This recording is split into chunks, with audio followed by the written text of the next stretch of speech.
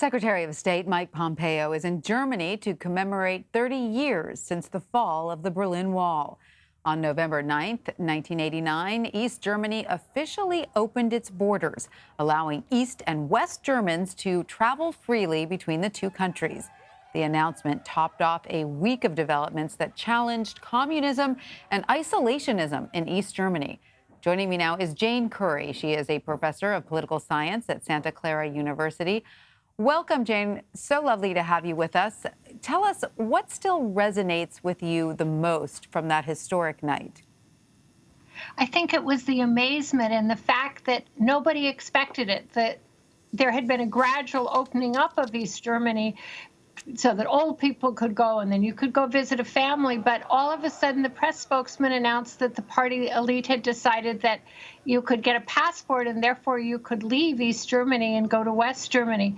And people went to the gates, as you can see, and they waited and they begged and they said, no, that they said that we can open, the gates will open. And one of the guards finally threw up his hand and said, okay, and opened the gate. And once one gate was open, it was like a rush. And people went to West Germany. They talked.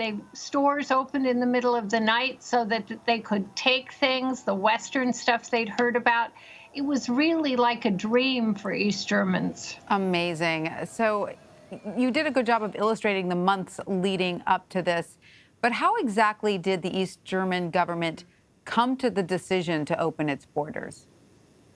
Well, the East German government had been very dependent upon Gorbachev and the Soviet Union, and Gorbachev was very rapidly withdrawing from supporting these other communist countries and from being willing to keep this division because he wanted the Western money to come into the Soviet Union and the rest of the bloc. And all the rest of the bloc had essentially, or at least Poland and Czechoslovakia and those countries had already seen communism fall. So it seemed only logical. And I think no one quite expected the rush to leave.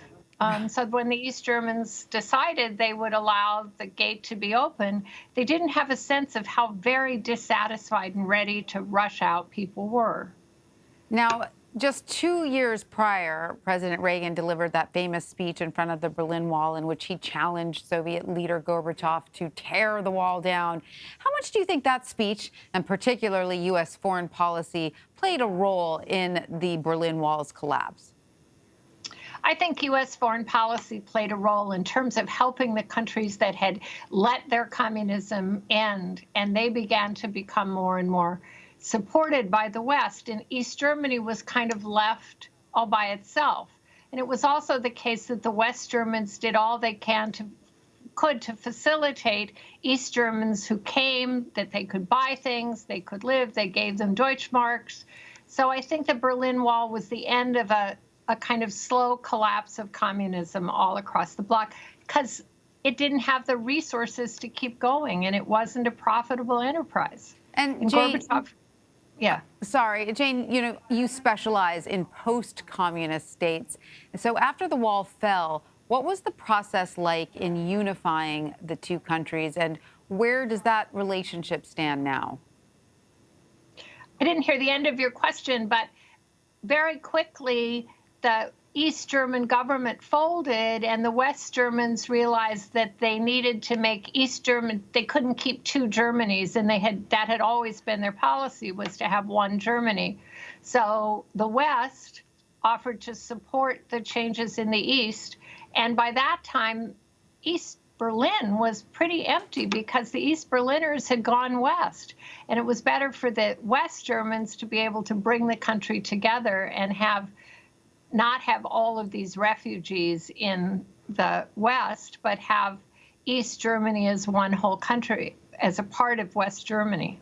And so what is it like there in East Germany now? Let me tell you that for East Germans, the ideas of what was in the West, that was like a nirvana to them, and they were so surprised. And I was there also with my children on reunification night, and at that point, the streets were filled with people. There were East German soldiers selling their medals and their uniforms, and it was like the country had come together, and there was this most amazing all-night party and celebration a year after the wall had come down. But imagine being an East German and having seen that wall. And the most popular place in East Berlin was to go to the top of this very high tower and stand on the side so you could see what the West looked like. And when you're unable to go someplace, it turns out to be much more fascinating than when you can actually go there.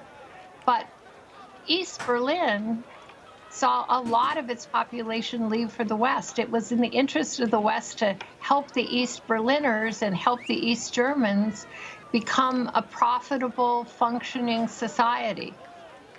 Well, Jane Curry, we thank you so much for joining us. We really appreciate you sharing your insight with us.